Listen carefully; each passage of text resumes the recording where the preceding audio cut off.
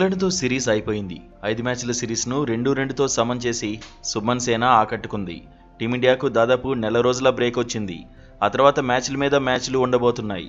భారత జట్టు బిజీగా కనిపించబోతోంది. నిజానికి ఆగస్టులోనే బంగ్లాదేశ్లో భారత్ పర్యటించాల్సి ఉంది. కానీ ఆ పర్యటన వాయిదా పడింది. అదే సమయంలో శ్రీలంకలో భారత్ పర్యటిస్తుందనే కథనాలు వచ్చాయి. కానీ శ్రీలంకతోనూ సిరీస్లు లేనట్టే అనే ప్రచారం జరుగుతోంది.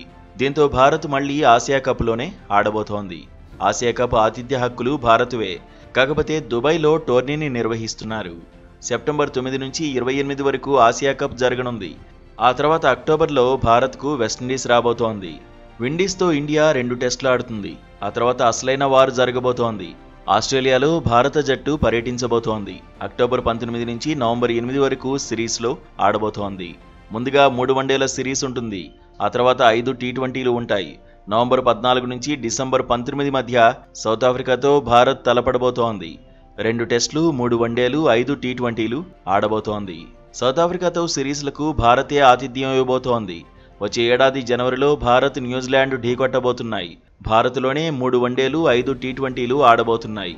జూన్లో ఆఫ్ఘనిస్తాన్తో టీమిండియా తలపడుతుంది. ఇండియాలోనే 1 టెస్ట్, 3 వన్డేలు ఆడుతుంది. జూలై 2026లో ఇంగ్లాండ్కు టీమిండియా వెళ్తుంది.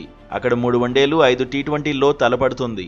వచ్చే ఏడాది ఆగస్టులో శ్రీలంకకు భారత జట్టు వెళ్తుంది. 2 టెస్టులు ఆడుతుంది. వచ్చే ఏడాది సెప్టెంబర్లో ఆఫ్ఘనిస్తాన్లో 3 టీ20ల్లో తలపడుతుంది. వచ్చే ఏడాది సెప్టెంబర్, అక్టోబర్లో వెస్టిండీస్ టూర్కు భారత జట్టు వెళ్తుంది. 3 వన్డేలు, 5 టీ20లు ఆడుతుంది. వచ్చే ఏడాది అక్టోబర్, నవంబర్లో న్యూజిలాండ్కు భారత్ వెళ్తుంది. 2 టెస్టులు, 3 వన్డేలు, 5 టీ20లు ఆడుతుంది. డిసెంబర్ 2026లో భారత్కు శ్రీలంక వస్తుంది. 3 వన్డేలు, 3 టీ20లు ఆడుతుంది. 2027 జనవరి, ఫిబ్రవరిలో భారత్కు ఆసీస్ వస్తుంది. 5 మ్యాచ్ల టెస్ట్ సిరీస్లో బరిలో దిగుతుంది. వచ్చే ఏడాది మెగా టీ20 వరల్డ్ కప్ కూడా జరగబోతోంది.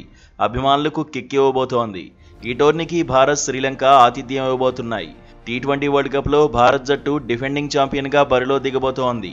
2024 టీ20 వరల్డ్ కప్లో రోహిత్ కెప్టెన్సీలోనే టీమిండియా ఛాంపియన్గా నిలబడింది. ఇప్పుడు సూర్యకుమార్ యాదవ్ కెప్టెన్సీలో ఆడబోతోంది. ఇక ప్రస్తుత నెలలో బంగ్లాదేశ్, శ్రీలంకతో సిరీస్లు లేకపోవడంతో రోహిత్, కోహ్లీ బరిలో దిగడం ఆలస్యమయ్యేలా ఉంది. అక్టోబర్లోనే సీనియర్లు బరిలో దిగే అవకాశాలు కనిపిస్తున్నాయి. ఆస్ట్రేలియాపైనే కోహ్లీ, రోహిత్ ఆడతారని చర్చ జరుగుతోంది.